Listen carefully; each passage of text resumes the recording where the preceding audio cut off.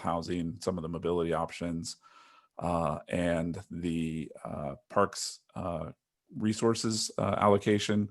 During the last meeting last week, before the city council took it up this morning, the CPC voted to delay or recommend a delay in the adoption of the Complete Communities Plan 14-1. Uptown was the lone no vote in that vote. That was consistent with other community planning groups in the area, though. North Park had voted no in a prior meeting, and some other groups had voted no in prior meetings, but not everybody was there last week. In regards, though, to how that all played out, the city council today approved two of the three elements of the complete community strategy. So they approved the housing component, they approved the mobility component, and they did not approve the parks component. So time will tell what staff and the new administration and new city council want to do on the parks plan moving forward. So that's the highlights on the CPC. We did get a request, and I did want to mention this to everybody and get feedback. We did get a request from the downtown community planning group. I don't remember what their official name is, from the chair of that group. They have been forming a D3 mini CPC, I guess would be the right word, with Golden Hill, North Park, downtown, and I don't know if Old Town is part of that or not. And they've invited Uptown to join that group. Supposedly, and maybe Chris Ward might be able to speak more to this, they've been meeting with Chris Ward's office on a semi-regular basis, particularly around the Complete Communities program, and we're able to have some influence in getting amendments or changes at the staff level through on the Complete Communities that were of concern to those groups. And so moving forward, I think they want to continue this partnership. The sense that I got from the email from the person downtown is that there are issues that are unique to the urban CPGs that maybe are not as relevant, or maybe have a different of opinion than the CPGs in the more suburban areas of the city. And there might be a value in providing direct feedback to our elected officials through this consortium. And so I'm definitely interested in participating in this, but I wanted to get the feedback of other folks before we were to commit to this one way or the other. So those are my two updates.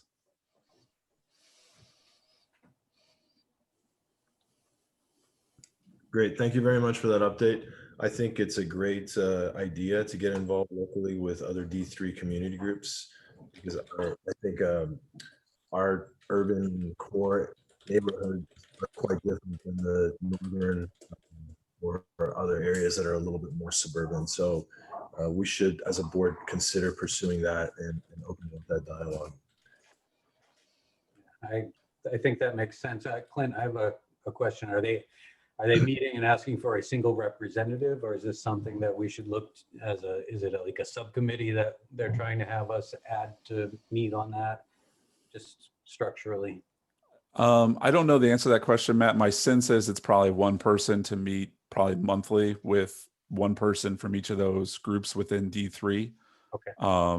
And then, provide feedback and guidance to this group, which then, it's kind of circular, just a liaison back and forth between the two groups. Okay, thanks. Question, Sohail or Clint.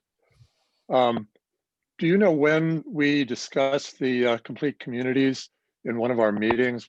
My memory is failing me as to when we've discussed it and made decisions. We have never made decisions as a board on complete communities. Okay. We've never had. So we voted. So we voted with at the chair meeting. We voted no without a board decision. So I base my decision on the other factors that we've pushed forward as a board in terms of our priorities, and those priorities are, providing more bike infrastructure, which is consistent with Right. the mobility portion of the complete communities, and that we've advocated for more housing and affordable housing options, which is also part of it. So that was what I based my decision on. But no, there hasn't been an official action. Yeah, it would have been nice for the city to have come to us, a couple of times. We had a lot of canceled meetings, so we did have opportunities to discuss this and provide feedback. It's the purpose of the planning groups, and with the community plan, this tends to override it in many regards. There's a lot of positive aspects to the complete communities, but I think it should have been brought up at one of the meetings for a full discussion. That's my point of view. Thanks. Thank you for your comments. And from what I understand with complete communities, there's room for adjustments with the program. So they've got rules in the program that allow a visit every year annually to make adjustments to see what works, what doesn't work, et cetera, et cetera. So it's not a closed book. All right, it looks like Councilman Ward is here. So let's shift back to our public comments and let Mr. Ward make some nice comments for us. Awesome. Thank you, Salil. And thank you, everybody. It's good to be with you. I actually just got home from probably a 7-hour council meeting. So, the work continues right after the election, but it's really nice to see you. I know that tonight would be my last meeting as your city council member, but given the outcome of last week's election, I really am looking forward to continue to serve our community as in a new capacity as your next state assembly member. I want to thank everybody for participating in Uptown Planners, for running over the years, for putting all this time into the meetings that you do. As many of you know, I was on this board just 4 years ago, and I know how it is an important voice for our community when it comes to a lot of our public decisions around land use and planning for Uptown. I just want to take a few minutes to not just thank you, but highlight a lot of the great work that we've been able to do because of your efforts and looking ahead at some of the upcoming projects in Bankers Hill, Middletown, Mission Hills, Hillcrest, and University Heights. We know that over the last 4 years that we finally completed Fire Station 5, 8 in Mission Hills, and 3 down there between Middletown and Little Italy. The Mission Hills Hillcrest Library opening up, our University Avenue pipeline replacement, the Richmond Street sidewalk and storm drain projects, and then for added shine, having the inclusive rainbow crosswalk in Hillcrest, all the stop sign requests that you have been submitting to my office, bikeway projects coming up, and then looking forward, the Normal Street Promenade and expanded Pride Plaza will be coming in early 22. And then the list doesn't stop there. There's of course a lot of other CIP work in the pipeline. So I want to thank you again for really driving so much of that effort. I know you're talking tonight about a long-lived effort around Plan Hillcrest and what we want to do, not just for maybe looking at some of the rebalancing of housing and transit and park opportunities, but this idea that for the first time in our region that we can have a new LGBTQ historic district. And so there's just so much more to look forward to that we are setting up.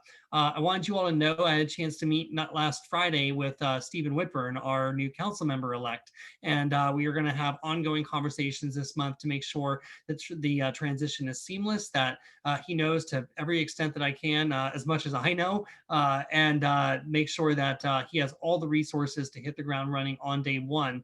So there's no blip in service, there's no blip in outstanding constituent outreach. We want to make sure that he's well prepared for success as well, because his success is our community success. As always, even though I get this exciting opportunity to go to Sacramento, and it's going to be a hard year, I know that the signs that we have with our state budget are really stressful, especially with some assumptions for federal assistance that did not come through in the last couple of months. And, we're still got some inaction in Washington, D.C. at the moment.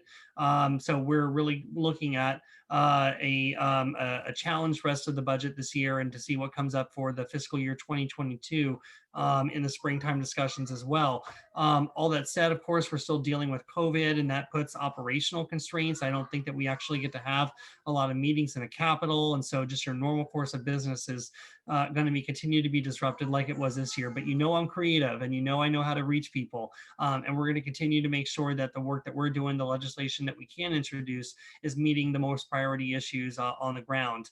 I also know that as some assembly members know, like Todd and Tony Atkins, that at the end of the day, it is about our neighborhoods and our constituents. And we're going to make sure that we're setting up an office that's responding to all of our most pressing constituent needs. I'm already working with his team to make sure that any outstanding cases will always be attended to, because some of them roll over that first week of December after inauguration. But whether it's help that you need with getting covered California insurance, or your EDD unemployment claims, or something that you saw at the DMV, on and on, that is the role of our district office, to make sure that we're cutting through that red tape and we're getting those state services out to you. So my job is going to be to make sure that we're looking at a lot of existing revenue streams that could be on the chopping block, and really protecting those, whether they are some of the homelessness dollars that we have tried to put to good use, and really make sure that we're expanding permanent supportive housing opportunities here, whether it's some of those direct homeless service dollars, or certainly education funding that is going to be dire in the coming year as well. I'm really up to it. I really am looking forward to this, but I'm never going to forget where I came from, starting with you all, and certainly making sure that we stay in active communication is going to be a strong value in my office. So thanks for the time, not just tonight, but thank you for the time in the last 4 years. It's really been an honor, and I am very much looking forward to the time ahead with you. Great. Thank you, Mr. Ward, and congratulations on the election. Congratulations. Thank you. Thank you. All right, ladies and gentlemen, that concluded our public comment. So Hugh, Yes, sir. may I ask Chris a question? This is Bill Smith. Hi, Bill. Please. Hey, Chris, listen, I just quickly, I'm very concerned about the status of the DMV project. I would like them to try to find a way to do a mixed use project and keep, I assume, keep their business here. It's a fixture of the community, and it's a great parking space for people in the evenings. I wonder how you feel about the possibility of swaying them to do something that could work. So I will make that a priority in my first month. That and a couple of other state-owned properties as well is high on my list, just to figure out what is going on. Because I think, as all of us know, as close as we've been to that, the effort to try and do a DMV only project, and then having that 8-foot wrought iron fencing and other things that were starting to rub a lot of us the wrong way, kind of went by the wayside. And we all, obviously it's a very outdated building, and it does need replacement, and in what form it looks like, and what other kind of mixed use that we could accommodate there is something to be explored. I remember that there was, I think, legislation which authorized, and this was a Chris Kehoe or Tony Atkins effort, I believe, that tried to allow state properties to do a mixed use development. And I think because that first effort failed back in the late 2000s, they decided to move forward with the DMV only project, right? So let me get to work on that with you, Bill, and I will stay actively, and I will keep you informed about what I know and what the possibilities are going forward, because something's got to happen, but it better be something good, and then hopefully it can be something multi-purposed. Yeah, please do that. And I think it would be a great source of foot traffic for the promenade and for the area. Absolutely. Are there any other questions for the council? So Yes. may I please. ask a question in relationship to what we were just talking about on item 3? Chris, I got a request a week or so ago from Bill Orabone at the Downtown Community DCPC. I can't remember what it all stands for, but Right. he said that they had formed a working group with other CPD chairs in D3 and had been having some communication with you. And I was just curious on your perspective of how that's gone, and what value that provided. So Bill and Kathy, who is with Greater Golden Hill Planning Group, specifically were leading an effort to try to get the Parks Department to really work on some different attributes of the Parks Master Plan. That effort did not, so many of their suggestions were incorporated by staff in the final iteration. That did not pass yesterday. The housing and mobility component did pass.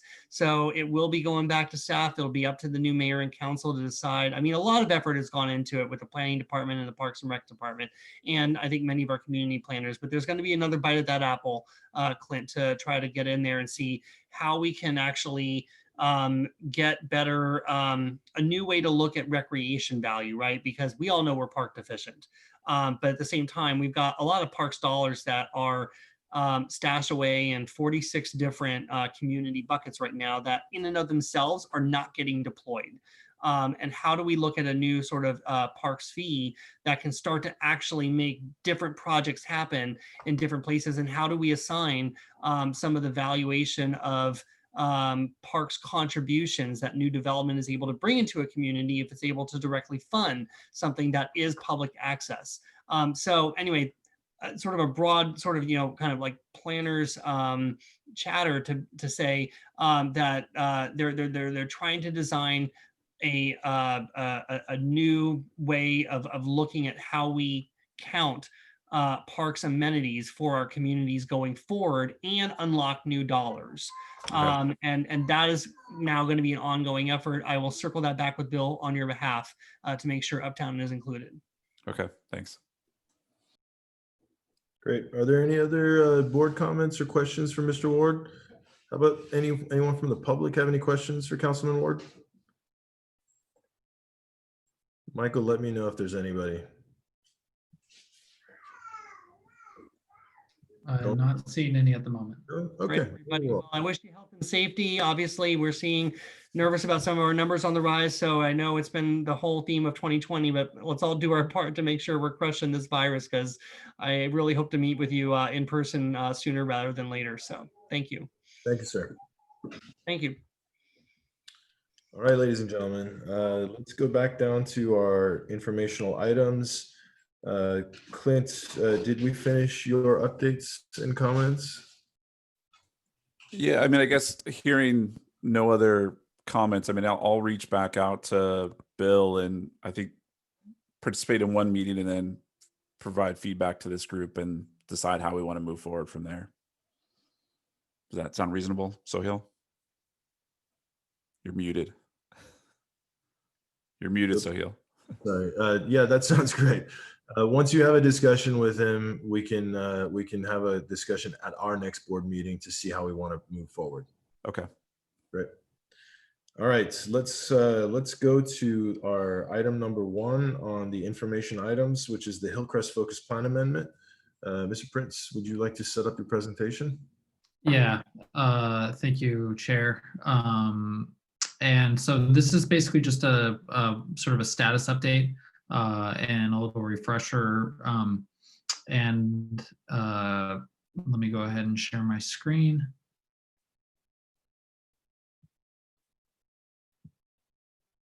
Okay, can everybody see the presentation? Seen some nodding heads, so good to go. So just wanted to provide an update. For those who don't know, my name is Michael Prince, Senior Planner with the Planning Department and the Commute Planner for Uptown. And so for the Plan Hillcrest, which is a focused amendment to the Uptown Community Plan, we have 5 primary objectives for this effort: to celebrate the legacy of the LGBTQ+ community, create public spaces, strengthen connections, make it easier to get around the community, support local businesses, and address our housing needs. And so through this community plan amendment effort, we hope to achieve all of these objectives. We met with the subcommittee that was formed by the community planning group in July. That meeting was held, it was 2 weeks ago now. At a time is time's a funny thing, I guess. So we had our first subcommittee meeting at the end of October to review input and discuss some of the focus areas that have been established through this effort. So just to provide a little bit of a recap, the proposed amendment would amend the community plan for the broader Hillcrest neighborhood as well as the medical complex neighborhood. I should note that this does not include all of the land within Hillcrest, nor does it include all of the land within the medical complex neighborhoods, but it does include substantial portions of both of those as outlined in the community plan. We want to address the broader areas to identify mobility and public space enhancements that create connections within the community, as well as address our housing needs. And as the council member mentioned, explore the opportunity for historical resources and a cultural district centered around the LGBTQ+ community.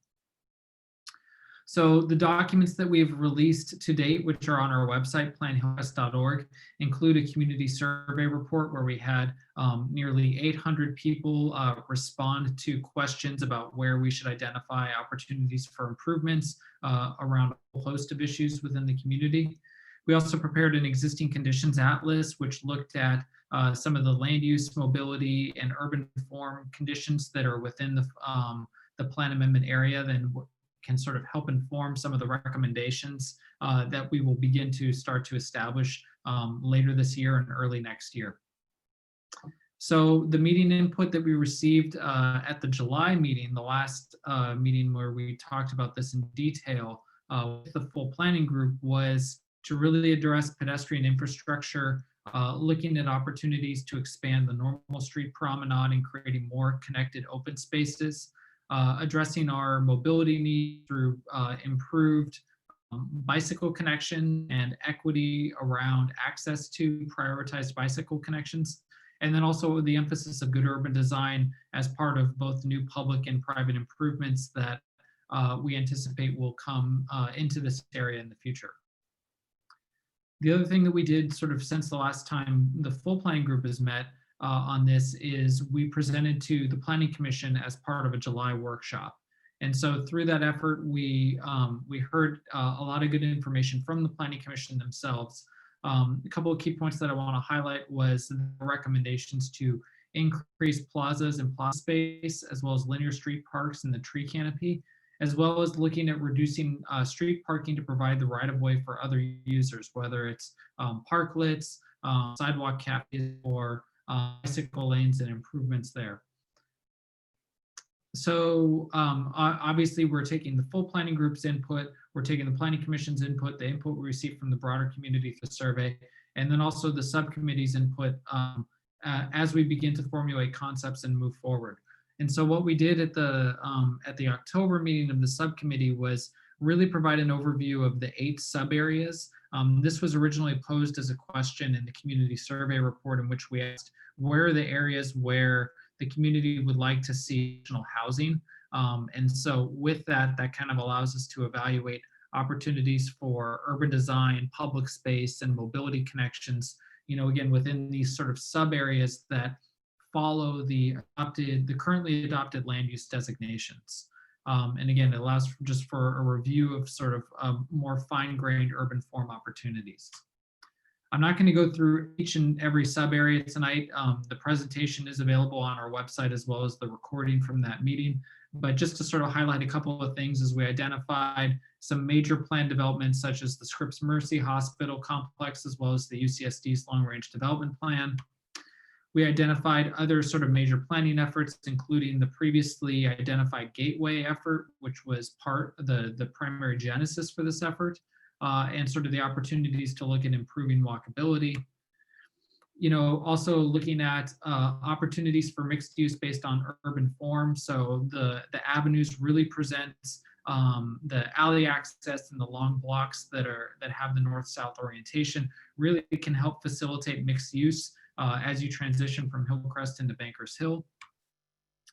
And then sort of building on the planned improvements that are being done by other agencies. So Sandag's planned mobility improvements for the 4th and 5th Avenue bikeways, the cycle tracks that are currently under construction, sort of evaluating how those will improve bicycle access and how we can enhance access to and from those connections as well.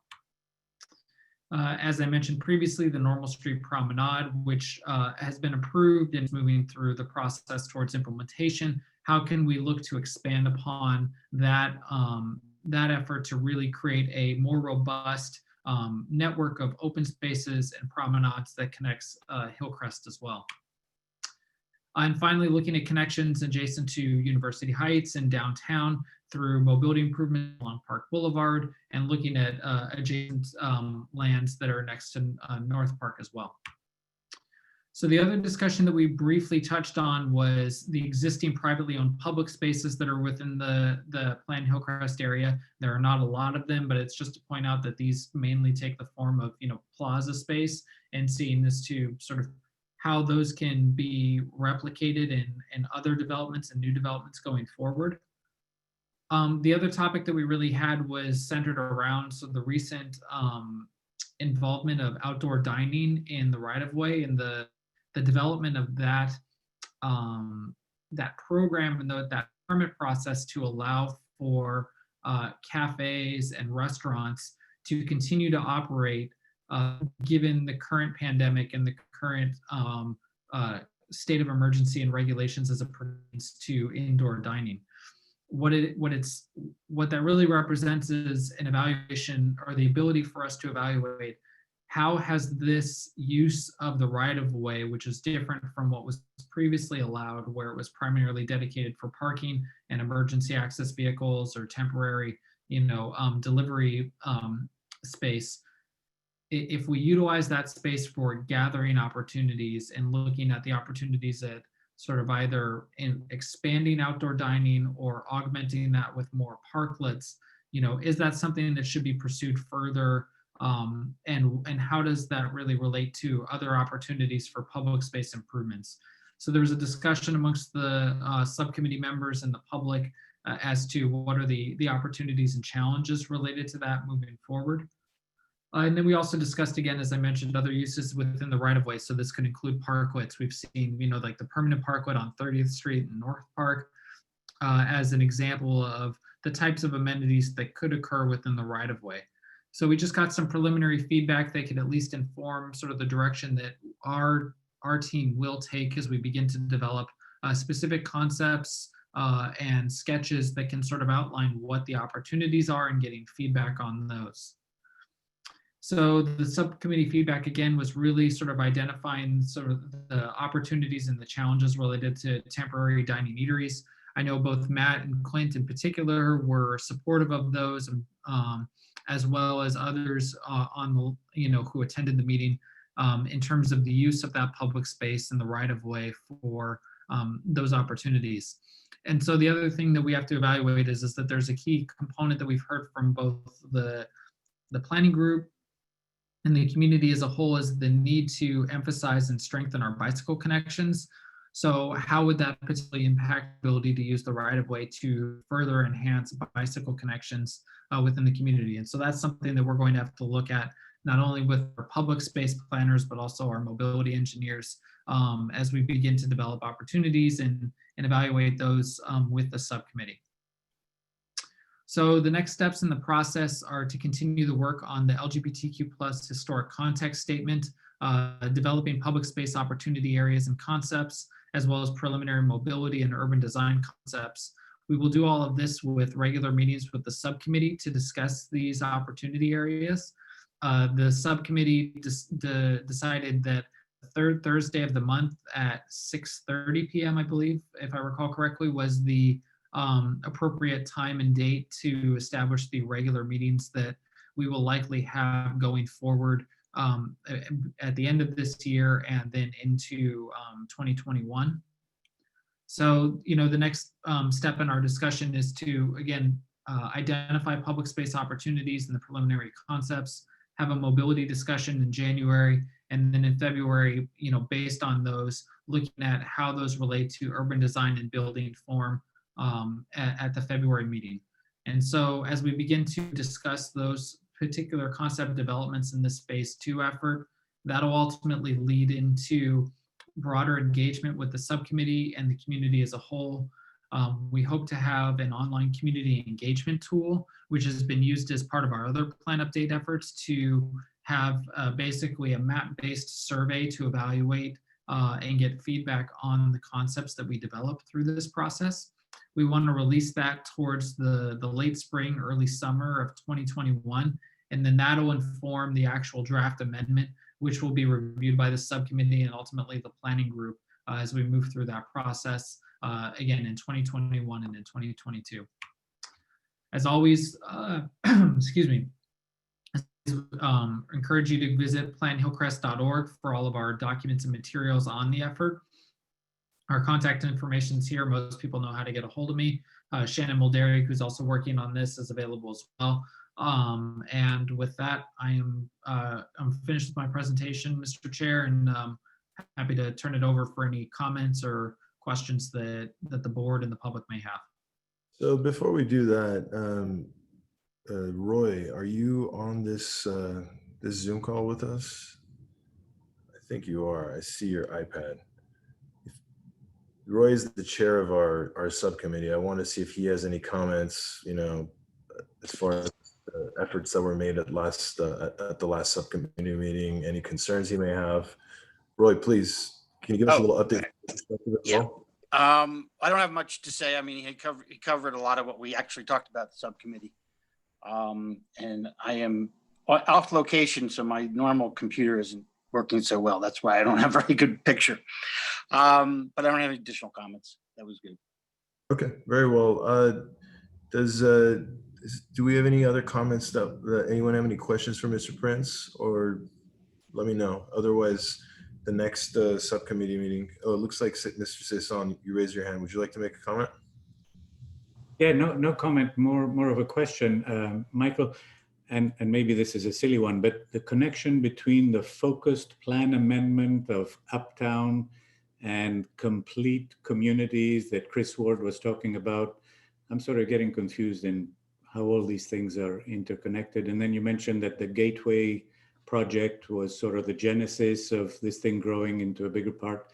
If you just give me a top line picture of how all these things are connected. Sure, happy to do so. Thanks for the question. So, excuse me, let me take a, apologies. So to start with, when I mentioned the Gateway project, so that was a private effort that occurred toward the end of the community plan update process that was adopted in 2016. And as part of the City Council's motion was to direct staff to consider a specific plan for the Gateway area.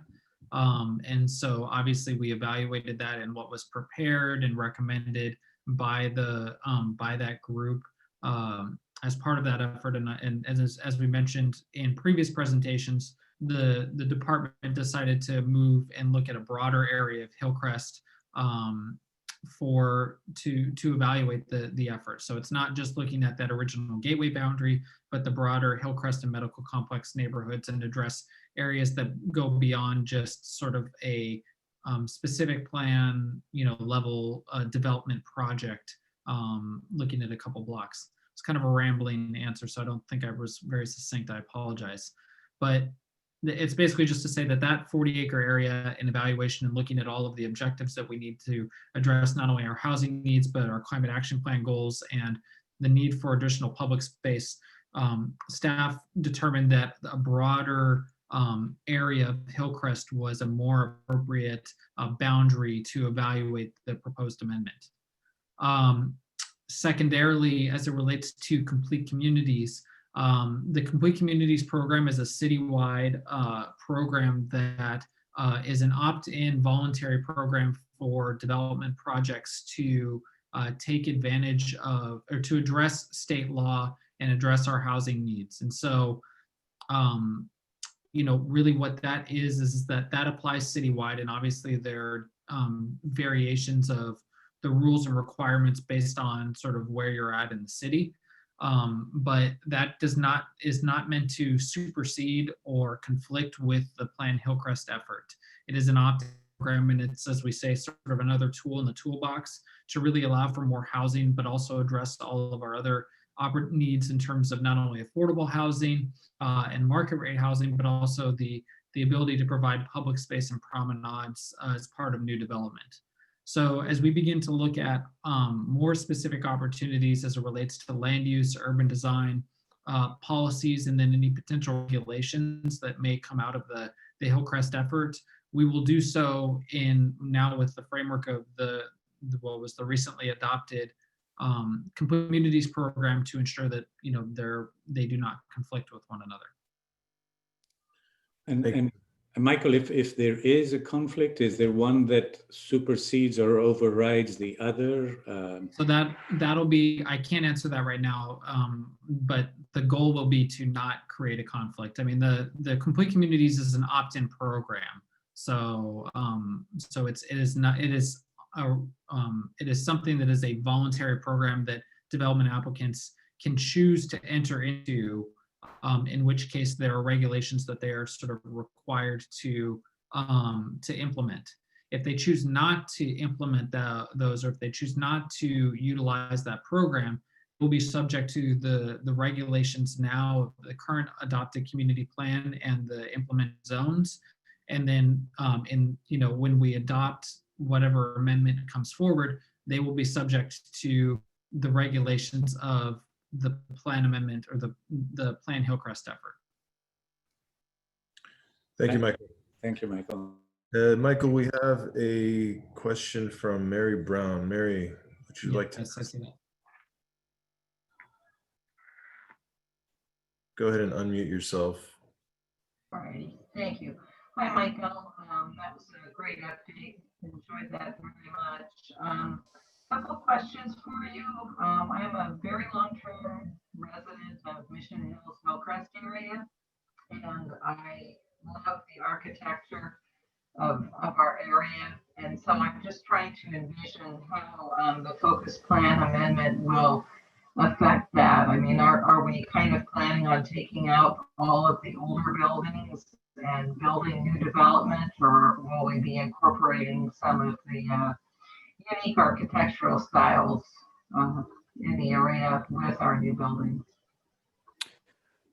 So as with all of our efforts, the zoning that we establish will apply to projects on a go-forward basis, and it'll be up to property owners and individual development applicants to decide if they want to redevelop their property or if they want to continue the buildings as they are.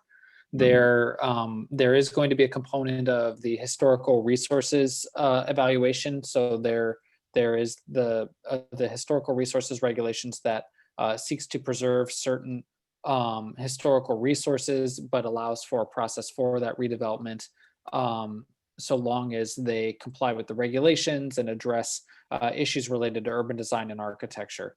Sort of a long-winded way of saying that this does not require redeveloped property, and that the policies of the community plan that currently are on the books, as well as any policies that we identify for new development as part of the plan effort, will be addressed through that process, and ultimately it'll be up to the developers to comply with the regulations and the policies to address urban design.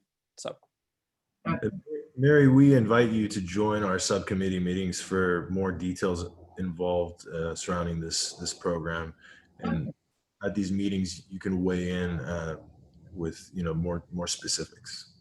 Okay, thank you. Appreciate that. Michael, I have Mr. Walsh. I see Matt wanted to comment. Matt, are you there?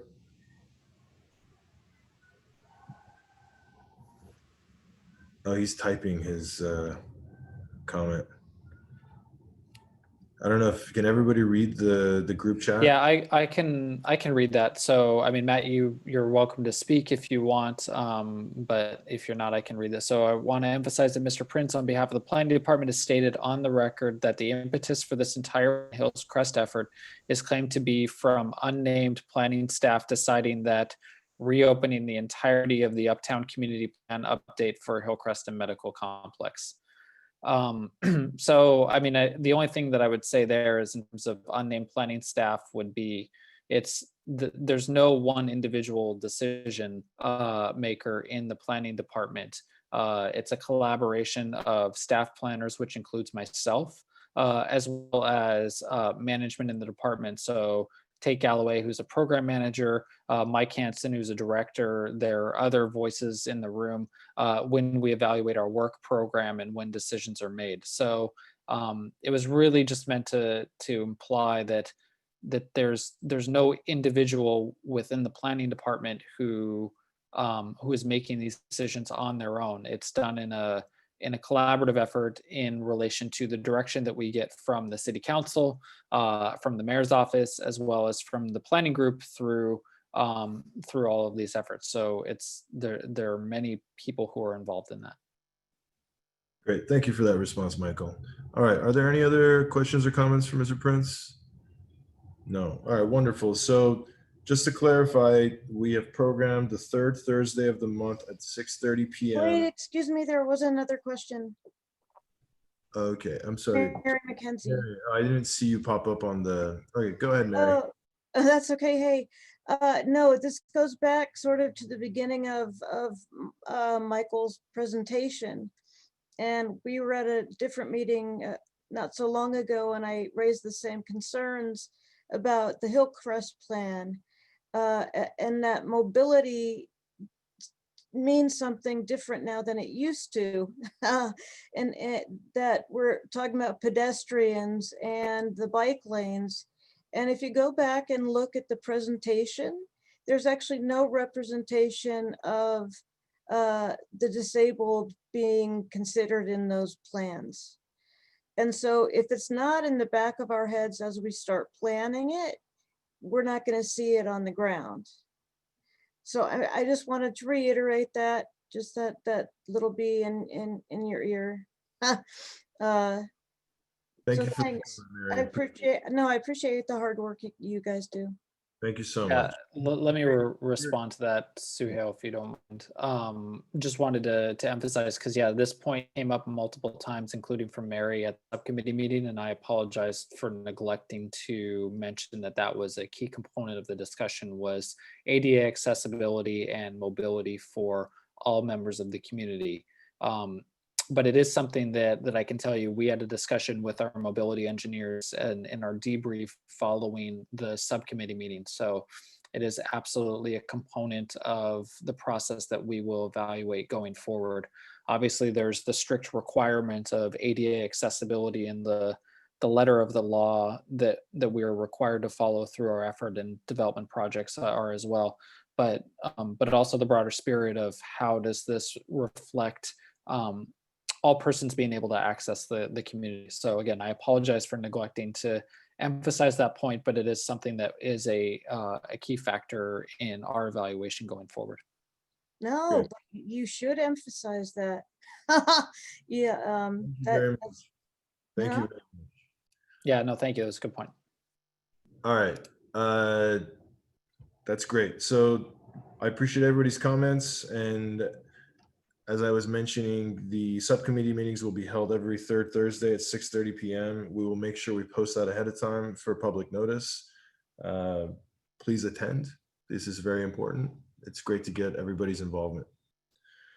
All right, Michael, we're going to move down to information item 2, which is also an item that we need you to present.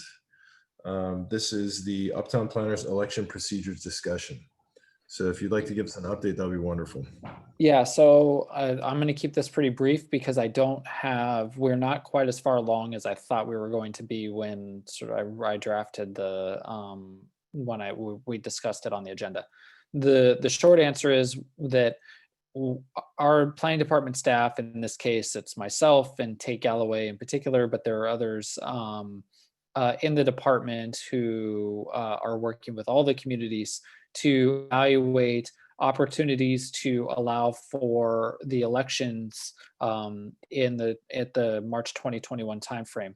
So as most people know, the council policy was amended in April of 2020 to suspend the provisions of the bylaws that related to elections and some other provisions related to in-person meetings in response to the governor's state of emergency and the COVID-19 pandemic.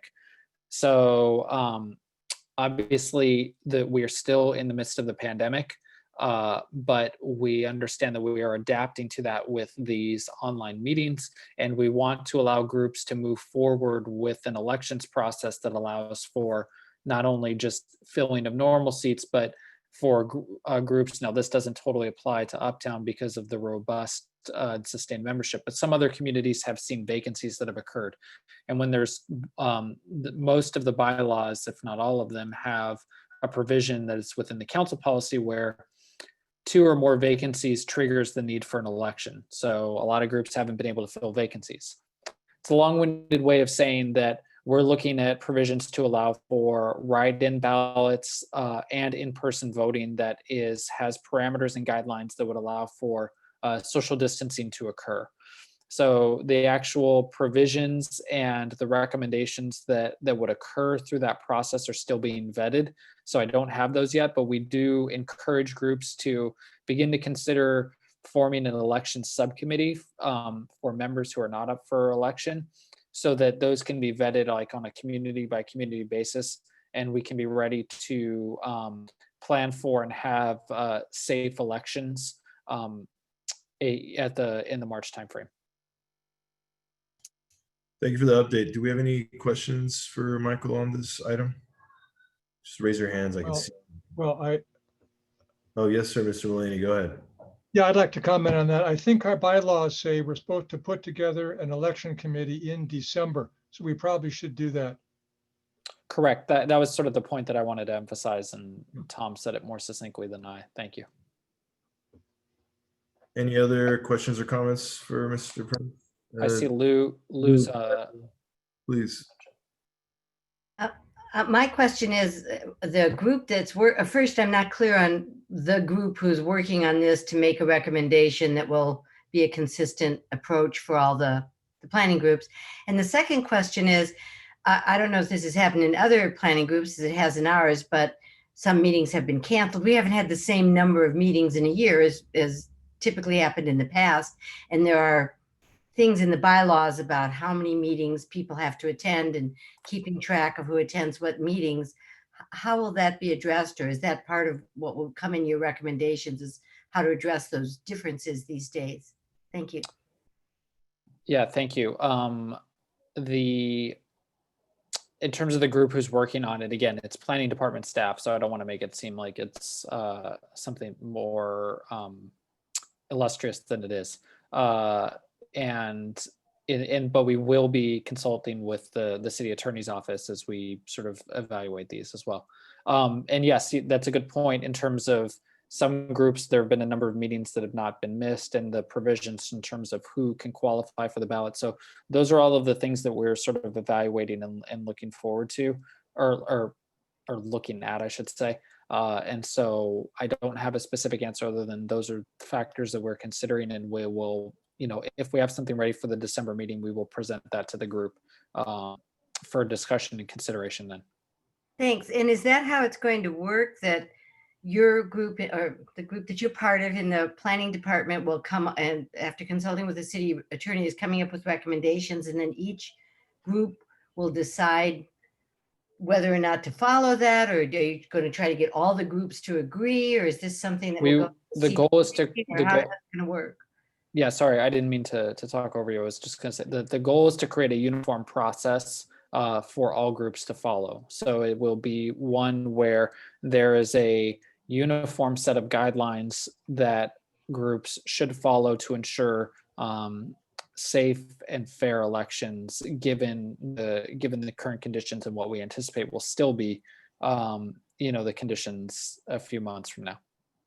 So just to understand, I'm sorry, and I don't want to belabor this too much, but so then sort of the individual groups' bylaws will work only within the framework that the city recommends. And when you say recommends, is it just going to be, and I don't mean this in a negative way, but is it going to just, the city will tell the groups, or will the groups be somehow voting on this or?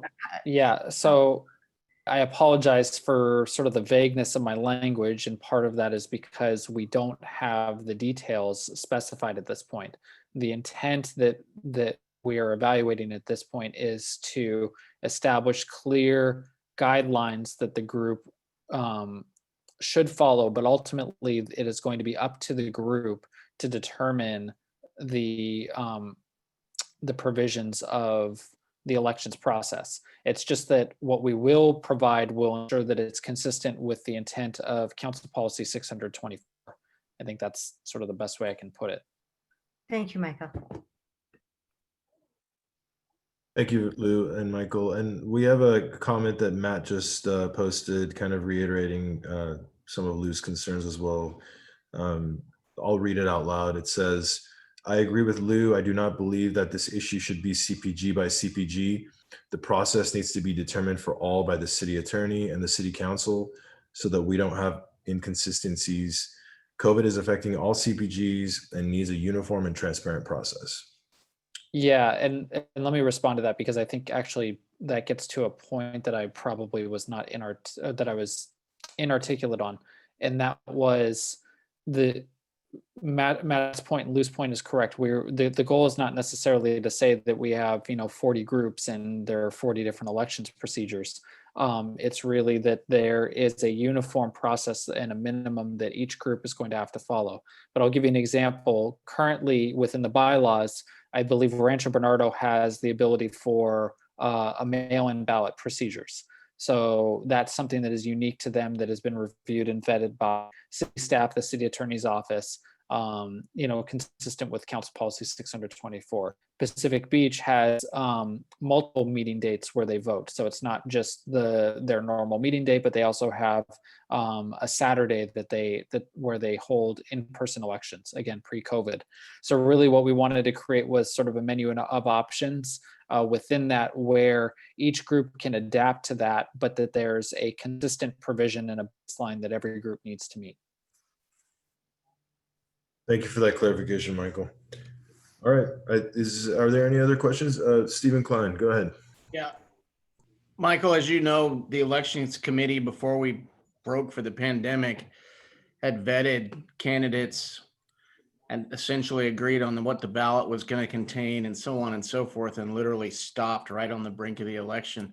Are you envisioning that we're going to start all over again with vetting candidates, or are we simply figuring out the procedures for how to run the election that we already had scheduled? Yeah, I don't have an answer to that. So I would imagine that it's something we would probably have to at least, I don't want to say we have to start from scratch, but I don't think we can just continue what was done before. Just we're going to have to evaluate it once we have a little bit more clarity on the process. Okay, Mr. Smith, go ahead. Michael, has state law addressed any of these issues? So state law is addressed. So this is where I want to throw a caveat that probably the correct answer I should say is I don't know, and just leave it at that and stop talking. But I will go ahead and keep talking anyway. So I do know state laws address changes to the Brown Act and the requirements for meetings and the process whereby you can have those meetings online, consistent with those provisions. But as it pertains to sort of in-person gatherings and things related to that, there's county guidelines in terms of how you can have safe gatherings, particularly outdoors. And so that's really what we're going to be responding to, is that component. So that. Matt Medeiros. Yeah, just quickly, I know we missed a couple of meetings here and there. I would propose that we at least move forward with approving the election committee that was already in place for the last year's election, and unless someone from that committee voices their desire not to no longer be on that committee. But that way we have that in place to move forward in case we get caught up in December or have other things going on. I think that's a great suggestion. Does anybody have an issue with that? If not, can I get a motion? Well, I would just say we don't have an action item on the agenda, so this would have to wait till next month. Okay, that's fine. Then let's just do that. We'll make it an action item for December's meeting. Thanks. Any other comments? No? All right, wonderful. That's great information. We appreciate all of that, Michael. Thank you all. All right, let us move down this list. We have the Sandag Central Mobility Hub update, and our presenter is Gia Balish. Welcome, Gia. Hey, everyone. Sorry, it took me a moment to find my mute and video buttons there. Okay, well, my name is Gia Balish. As mentioned, I'm with Sandag. I'm part of the communication team. And thank you for having us here today. Before I jump into the content of my presentation, would it be possible for me to share my screen? Can I go ahead and request that, I hope? Yeah, I made you co-host, so you should have that capability now. Okay, great. Thank you, Michael. I'm just looking for the presentation now. I apologize for the delay.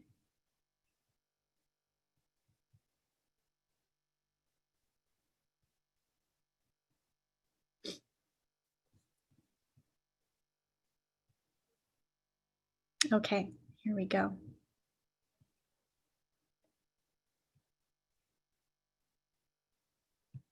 Okay, can everyone see this okay? Yes, Hopefully. thank you. Okay, thank you. I can't see your faces anymore, so I appreciate that. All right, well, as mentioned, I'm Gia Balish with the Sandag communication team. So today, what I'm here to speak to you about is our Central Mobility Hub project. Now, on the agenda, it does speak to the fact that, this project, we are working with the Navy for a portion of this project, and I will explain that in more detail. But this project is really going to provide a broad overview of really all the components of the project, which you'll see it goes beyond that, that connection with the Navy itself. So before I jump into the project, I myself have never visited Uptown Planners before. So, again, thank you for having me. I know you are aware of Sandag, but I thought it might be helpful to just have a quick refresher on who we are. So Sandag stands for the San Diego Association of Governments. We are a metropolitan planning organization, and we serve as the forum for regional decision-making. We are governed by a board of directors that encompasses elected officials from each of San Diego's 19 local governments. So, of course, a primary focus of Sandag's is regional planning and transportation issues, but we really do much more in looking at overall quality of life issues for the region. And we do work very closely with other partners, MTS, Caltrans, NCTV, to name a few. So, those ongoing partnerships are very significant to our day-to-day work. Now, we currently have 5 priority projects that are underway. Just to provide you with a very quick overview of the 5 here. So with the Delmar Bluffs project you may hear about, we are in the process of stabilizing the Bluffs in the Delmar area to secure the heavy rail that runs through that area. So this is a critical, timely project. So of course, it's a big focus of ours right now for the safety of the community. We also have the Bowtie Mesa East project, which is looking to improve the border crossing in the Otay Mesa area to improve not only travel across the border, but to provide better connections in terms of international trade and relations with our community south. And then the Midcoast Trolley project, this is one of the largest infrastructure transportation projects in the region in the history of the San Diego region. This is an extension of the trolley Blue Line. So what this project will do is extend Blue Line trolley service from Santa Fe Depot in downtown, where it currently stops, all the way north to the university community. So when this is completed late next year, you'll be able to travel all the way from the US-Mexico border to the university community and vice versa without having to transfer. So, a very significant new connection for the region. And then that brings us to the 2021 regional plan. This is really one of Sandag's, these are all priority projects, but this is really the project in a lot of ways in that, Sandag creates a regional plan every 4 years. And this is really our blueprint for the future of the region. So we look at how San Diego is anticipated to grow. We take into account, how transportation should evolve to meet our needs. We look at economic factors, public health factors, environmental factors. So it really is, like I said, a blueprint for our future as a region. And it takes into account far more than just transportation.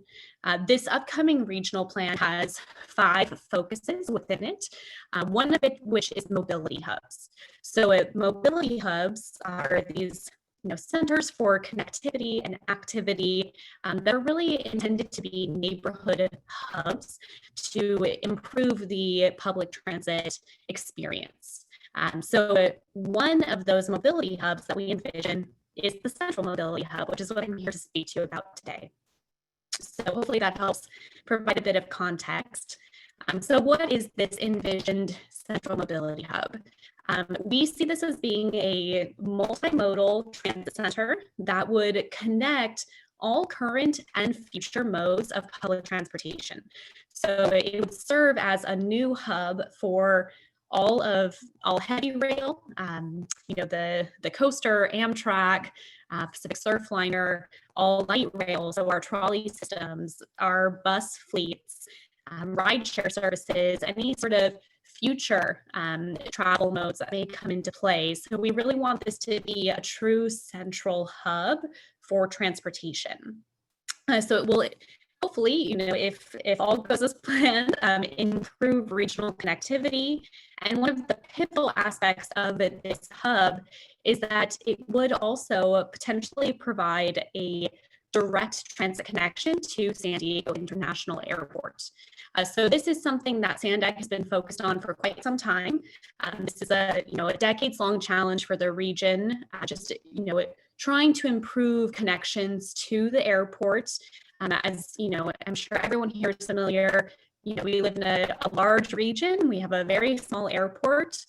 There's frequently congestion trying to get to and from the airport, and we don't have strong transit connections currently. So this hub is envisioned to be a solution to that long-standing challenge. And additionally, it would serve as a space for the community to gather. As I mentioned earlier, mobility hubs are places of connectivity, but also activity. So picture that the Central Mobility Hub could include retail space, office space, recreational areas, and of course, be a safe, clean, multi-use facility. Now, to provide you with a bit of background on this project. So as I mentioned, airport connectivity has long been a discussion at Sandag and throughout the region as a whole. Now, in fall of 2018. Stop here for 1 second. We're getting a little glitchy noise with the presentation. So. Oh, maybe I should stop my video in case it's a connection issue. I'm not sure if. Maybe the volume needs to be turned down. Let me see. Because it's more than glitchy. Oh, is it okay? Can we reset the presentation? Maybe like log off the share screen and then. Yeah, I'm so sorry about that. Okay. Let me try one more time.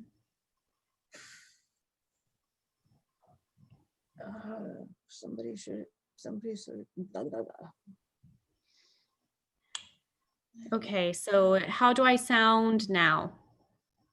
Better. That sounds good. Yes. Better? Okay. Thank you for letting me know. Please let me know if it starts again. So to give you some background, as I was saying, in fall of 2018, the Sandag Board of Directors, they formed an airport connectivity subcommittee, and they tasked them with coming up with solutions to that airport connectivity challenge. Then in fall of 2019, that subcommittee presented 4 concepts, which I'll go over with you momentarily. And as a result of that, the Sandag Board of Directors allocated $50 million in funding for preliminary engineering and environmental processes and reviews. And we're currently in that phase now. So we are conducting that preliminary analysis for these concepts. Now, around that same time in fall of 2019, Sandag responded to the Navy's request for information. Actually, it happened prior to then. We responded to their request for information to work with the Navy in revitalizing the Navy Old Town campus site, which is home to the NAVWAR facilities. So in fall of 2019, we went into, we signed an agreement with the Navy to actually begin this partnership. So I'll go into more details about that as well, but just to let you know how this all fits together is that we see the Navy OTC site as one potential location for the Central Mobility Hub. And again, I'll go into more detail there. And then as of March 2020, Sandag also signed a memorandum of understanding with 4 key agencies and organizations here in San Diego. So one being us, Sandag, the other being the City of San Diego, the San Diego County Regional Airport Authority, and the Port of San Diego. And what this memorandum of understanding means is that we will work together in looking for long-term solutions to large regional transportation and land use projects, one of which being airport connectivity. So, this conversation is quite large. It is very early on. So I'm going to speak to you about, these individual components, but just know that we are working with many partners as we try to, really try to bring this central mobility hub to life. Now, I mentioned that the airport subcommittee came up with 4 concepts. So here, I'll go through the first 2. You can see that these 2 concepts did propose having the Central Mobility Hub be built at the Navy Old Town campus. The first concept shows a proposed underground tunnel that would provide direct connection from the transit center to the airport. The second concept is an above ground people mover that would, provide the same connection, just a little longer of a route being above ground. Yeah, I got to pause you one more time. Let's try something else. Can you take off? I'm so sorry. Take off your video Okay. and keep only your audio, please.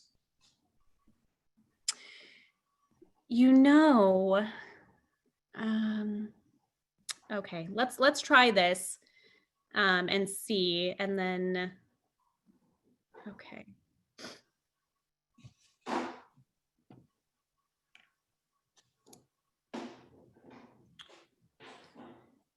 Okay. Let's give that. Hopefully you can hear me. I'll stop you Yeah. again if we notice more glitching, but I apologize. We're all getting a little bit of feedback here. So Yeah, no need to apologize. I'm sorry if it's something on my end. I typically don't have this issue, but I'm sorry. I'm not sure what it might be. So I just reviewed the first 2 concepts, which focused on having a central mobility hub at the Navy OTC site, that Navy Old Town campus. So a tunnel and then above ground. The third proposed concept placed the central mobility hub at what we call the Intermodal Transit Center site.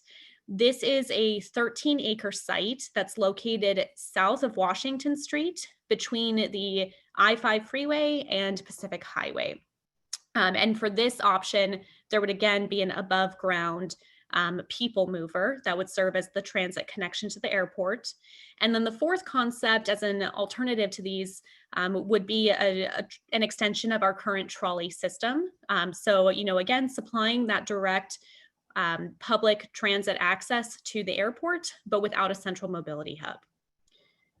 Now, I mentioned that, the Navy Old Town campus site is one location in consideration for this project.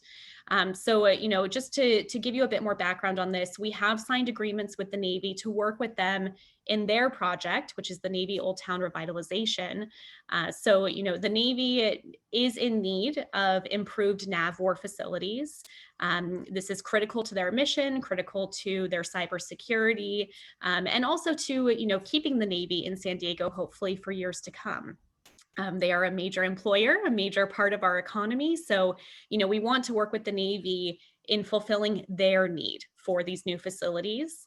But by working with them and, considering options for revitalizing and redeveloping this, 70-acre piece of land, it also provides us the opportunity to explore that very exciting prospect of having the Central Mobility Hub be located in this area, which provides the right footprint, the right geographic location, the right size, to really make this central mobility hub what we would love to see it become. It also allows for potential redevelopment, potential additional development that could include, housing, office space, recreational areas, to really revitalize that 70 acres beyond, just the NAVWAR facilities and even just the central mobility hub.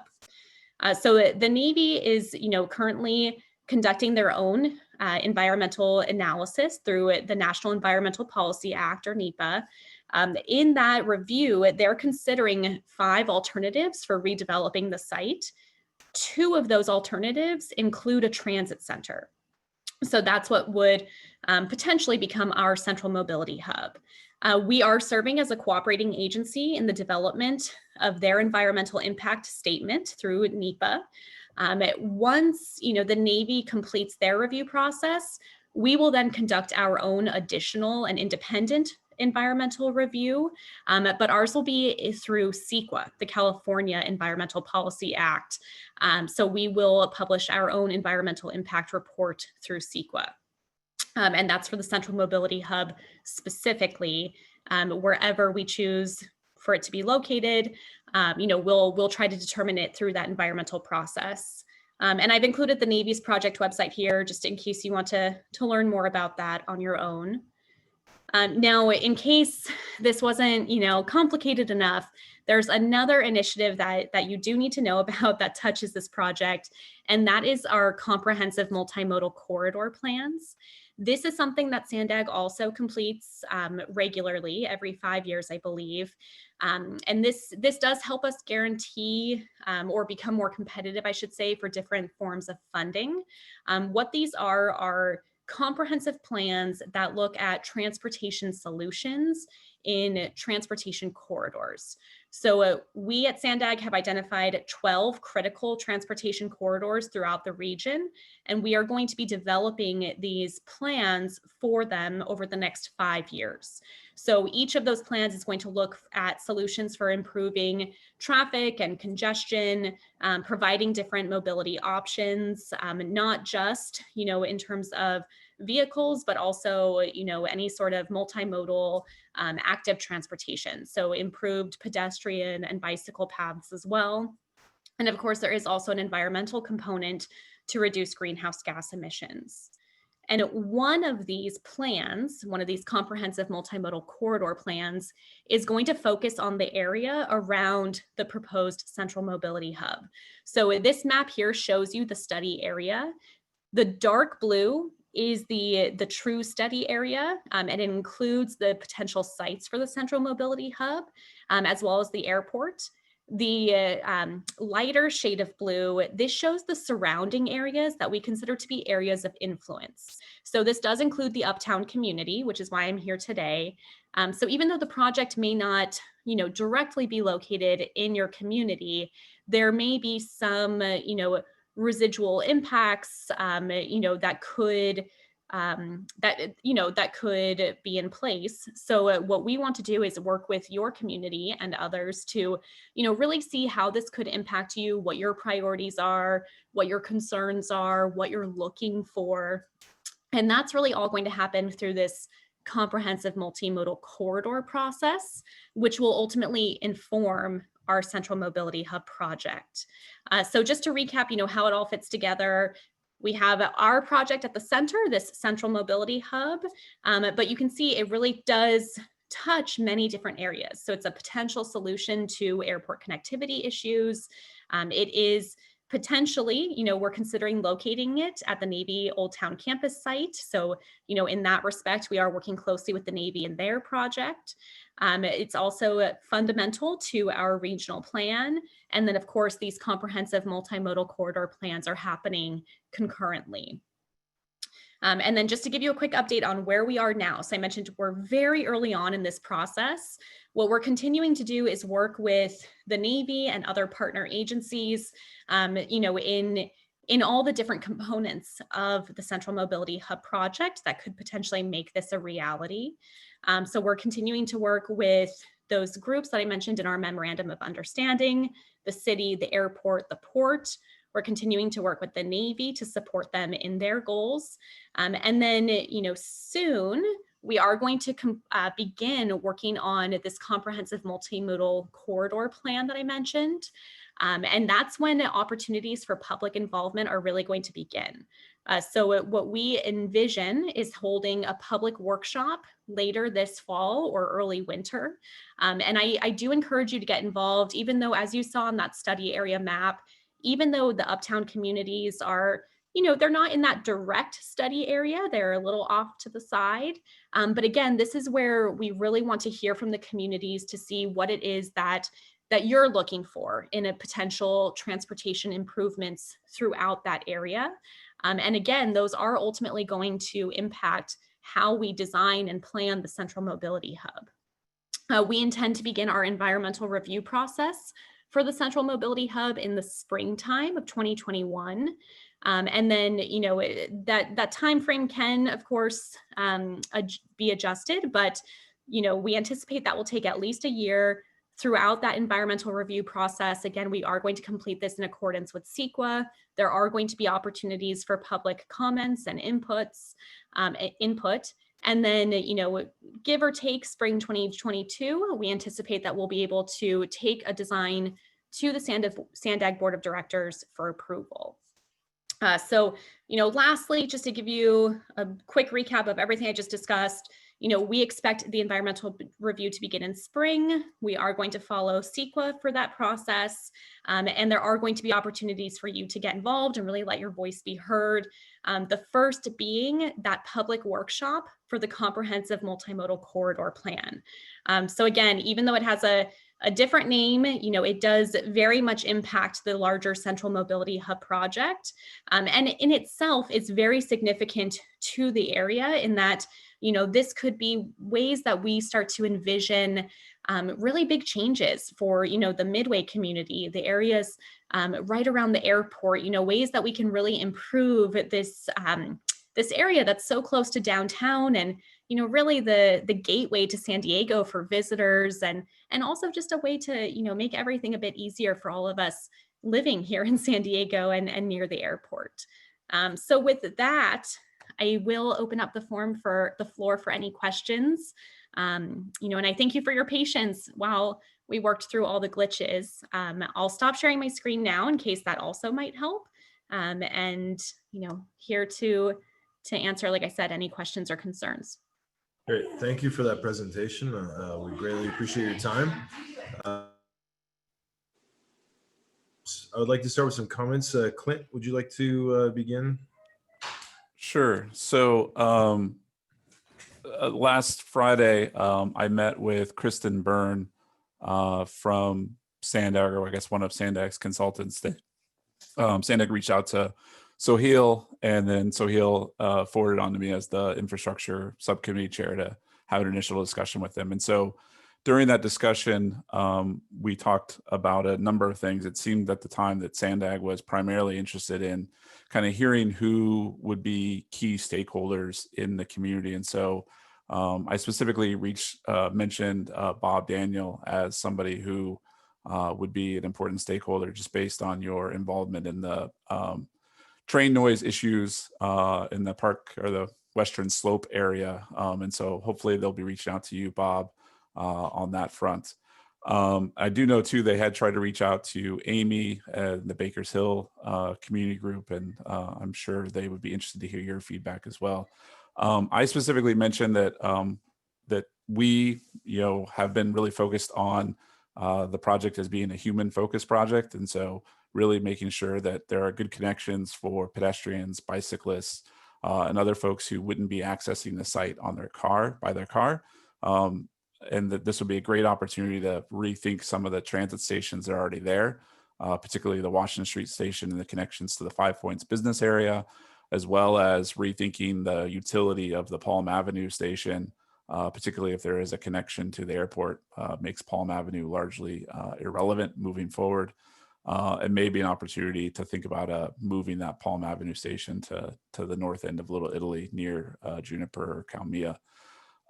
The last thing that we talked about was a focus on just what are the impacts on India Street. I know through the airport development plan, there had been some discussions around whether or not India would be widened. I think that the airport has smartly decided that that was a terrible idea, but there would be a lot of concern within the Uptown community related to traffic, particularly on India Street, and safety of pedestrians and people walking around in the 5 Points business area. That said, I'm going to have to recuse myself from this discussion moving forward for two reasons. One is I didn't realize until after I was talking to the Sandag consultant that she is actually a sub-consultant through my firm, WSP, who's also involved in the environmental process for this. I am not involved in any of these projects, but just for the appearance of any impropriety, I think that it is best that I recuse myself from discussion. And then also my wife is an employee of Sandag and highly involved in this project as well. And so I think it's best if I recuse myself from this. And I would recommend to this board, moving forward, that if Sandag does want to have a liaison on this, that we make our liaison our design review subcommittee chair and give that review, or I guess liaison role to Breer moving forward. So that's my comments, and thank you for letting me talk. Thank you, Clint. Do we have any other comments from our board regarding this presentation? I have one. Yes, sir. So anyone who's interested could look at a Union Tribune article, October 2nd. It's very interesting. It shows quite an array of high-rise buildings there. So whatever transportation there is, perhaps is underground, because I don't see any. So you could ask the question, is this a transportation hub with some additional development, or is it possibly a massive development project that, and then they're going along with transportation also?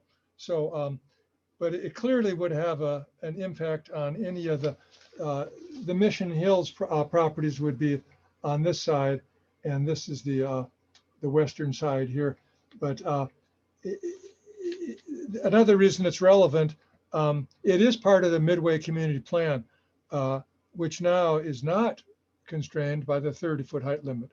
Okay, so it's an interesting factor there. Thank you, Mr. Millian. Any other questions or comments for Gia? Yes, sir, Mr. Cesson.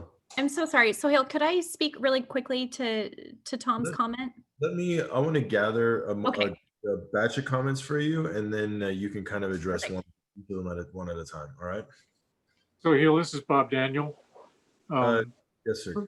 First of all, I'd be happy to be involved because of my involvement with the train noise system. But I have a question for Gia, and that is, did I understand correctly that the Navy is considering 5 options, 2 of which include the transportation center, but they could easily choose one of the other 3? Then where are you?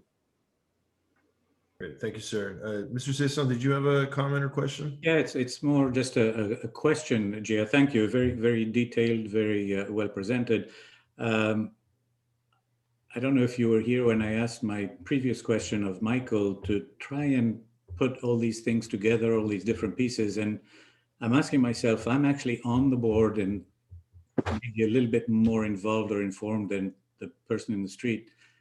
I just wonder how anybody's going to understand how Sandag works with the update community plan, with the city planning committee, the complete communities. And my question, I guess, is, can you just give me a quick idea of how you fit into all those other different people that are planning the areas that I'm going to be living in? Thank you, sir. Do we have any other questions that we can add to Gia's plate? Any public questions? Looks like. Yeah, this is Paul Jameson. Can I make a quick public comment? Yes, you may. Great. In terms of the high rises around the project, I would welcome that. I think we need housing near transit badly. And I'm not sure why the views of wealthy Mission Hills homeowners trump our housing crisis needs. So that's been an ongoing issue in Uptown. I think there's a real equity issue there where we're sort of looking out for wealthy residents' interests over the needs of the rest of the city. So that's my view on that. And then in terms of a question about connecting to this hub, Washington Street, we recently had a fatality of a bicyclist on Washington, very high speed traffic there. And there's been resistance from the business community to give up some parking spaces along Washington. Do you have any updates on the Sandag Washington Avenue bike lane? I've heard that's not due until 2024 now, and we're going to be spending millions of dollars to restore 15 parking spaces. So I'd like an update on that. And I just want to ask that we support all user transit modes to get to this hub, not just sort of high-speed motorists and people who want free parking. I think we really have an issue where we're not looking out for the safety of residents. And I'd like to see this project address not just the hub itself, but safe connections to it, particularly along Washington Street. Thanks. Thank you, Paul. All right. Any other comments? Okay. Yes, I have. It's Michael Donovan. Yes, sir. Just a comment. I attended the Navy's presentation of their 5 options when they released that information. They were pretty clear at that point, probably 6 months ago, that that was going to remain federal land, and as such was not subject to the local community plans in terms of building height and whatnot. So that may be worth looking into. Thank you for sharing that information. All right, Mr. Medeiros, go ahead. Sorry I'm late. I stepped out for a quick, brief second to put my kids to bed. But I do want to say that, I look at this, the hub and spoke scenario here is, I've favored for years as a wonderful offshoot to be able to, allow folks to get into Uptown, to get into Hillcrest, to get into Mission Hills, without necessarily bringing in the cars and the traffic. So I just want to say this type of solution gives us the potential to envision things like the Hillcrest Focused Plan in a much more grandiose way, because it's going to, potentially be a future to moving people in a much more efficient way into those city spaces. So, I just, big picture, looking long into the future of where we're going, I think this is a great step forward if it does move forward. Thank you. Thank you, sir. Appreciate it. All right, Gia, it looks like you've got a handful of questions and comments to address for us here. Would you like to take some time and do that now? Sure, thank you. So, I'll just try to tackle them in order. And if I miss anything, please jump in. So to Tom's point about that UT article, so one thing that's really important to note, this is an exciting project. We're excited about it. We have a lot of really fun visuals and, models that have been designed, but everything at this point is preliminary. So that photo that's actually was posted or published in the the Union Tribune is one of those conceptual renderings. So it is important to note that, that's one potential concept for what this could look like if we redevelop the Navy's Old Town campus. So, just to reiterate again, that's one location we're looking at. Admittedly, it is an exciting prospect for us. It's, a location that is incredibly close to the airport, close to downtown, and 70 acres of prime real estate. I mean, that's something that doesn't happen often. So, we do see that as a really exciting opportunity to be able to work with the Navy, not only in revitalizing the NAVWAR facilities, but for the other potential uses that could come into play. So if we were to construct the Central Mobility Hub in that location, not only would it serve, our needs in terms of being a transit hub, but we are looking at, with the Navy at other exciting ways to redevelop that land. So when you see those, those high rises, quote unquote, that were published, we are seeing, or we are thinking about transit oriented development, office space, housing, recreational areas. But again, this is all very much in consideration. So this is something that the Navy is looking at through their proposed alternatives, through their environmental review process. But, we don't have any set designs just yet. So, it is important to make that distinction. And this actually leads to, let's see, is it Paul's question? I'm sorry, I can't remember. Oh, I'm sorry. No, Mr. Daniel, it's your question. So next one, with regard to what if the Navy chooses one of the other options? So, that's something that we're aware may happen. That's why we're looking at other locations as well, including that intermodal transit center site that I mentioned that's near Washington. Ultimately, we're going to work with the Navy regardless of which alternative is selected, because Sandag is, we are, again, like I said, the metropolitan planning organization here in San Diego. So even if the Central Mobility Hub is not built on the Navy's site, we're still going to have to work together very closely in terms of how that site is redeveloped, how, you know, surrounding roadways might be reconfigured. And that's why in that comprehensive multimodal corridor plan that I mentioned, they're going to be evaluating different concepts. So, you know, they're not only going to be looking at what if the central mobility hub is built at the Navy site, they're also going to be looking at that intermodal transit center site. So they'll be able to develop plans for a few different alternatives that may come to be. Let's see, Dennis, with regard to making sense of all of this, I can tell you as someone who works in the communication department, that's one of my biggest challenges, is trying to, you know, really try to make all of this make sense. I work at Sandag, I'm in the know, and sometimes it is a lot. There are a lot of moving pieces. So, you know, that is something that we're trying to work on.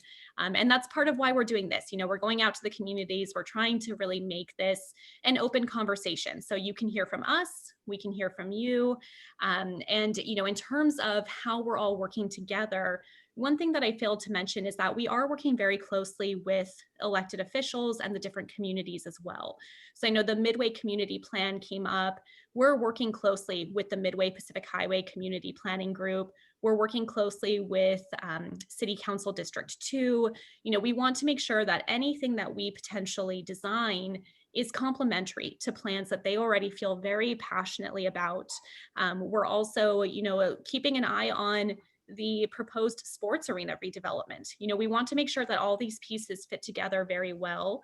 And again, that's part of what that comprehensive multimodal corridor plan will do, is look at all of these different ideas that are being considered and look at what the community really needs, wants, doesn't want, and you know, really try to come up with a proposed plan that suits our project as well as the community's individual needs.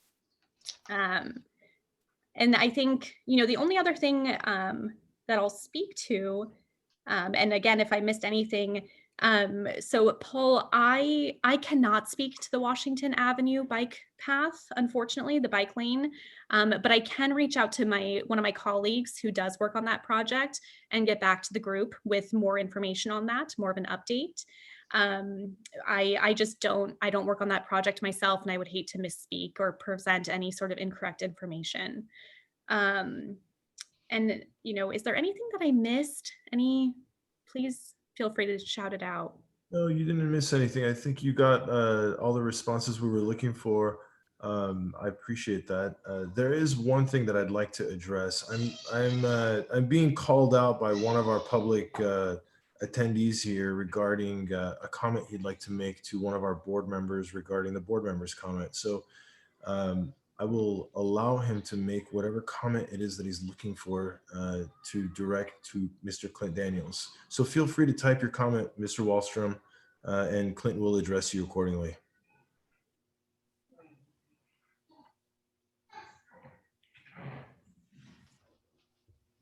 No, so I will answer that question.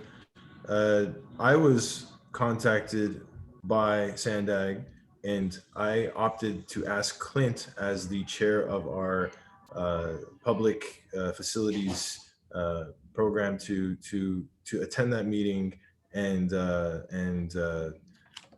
represent Uptown as far as whatever discussion there was. And Clint immediately contacted me afterwards and notified me that there's a conflict of interest, at which point he suggested that the chair of our design review committee take his place for any future discussions surrounding this matter.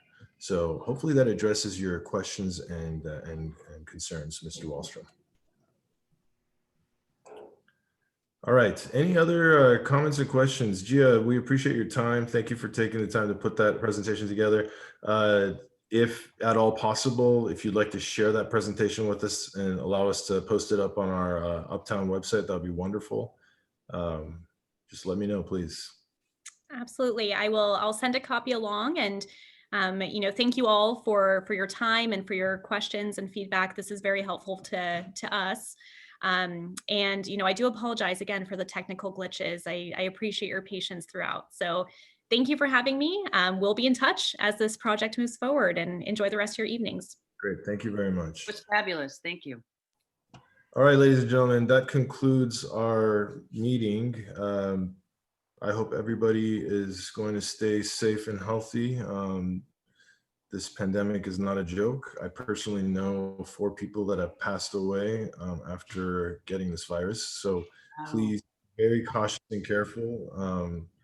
The media, listen to the medical world when it comes to what's going on, please. Anyways, appreciate everybody's time, and I look forward to seeing everybody in December. Thank you. Excellent. Thank you, Cecile. Move to adjourn. Thank you, sir. I second. Wonderful. Have a nice evening, everybody. Thank you. Thank you all.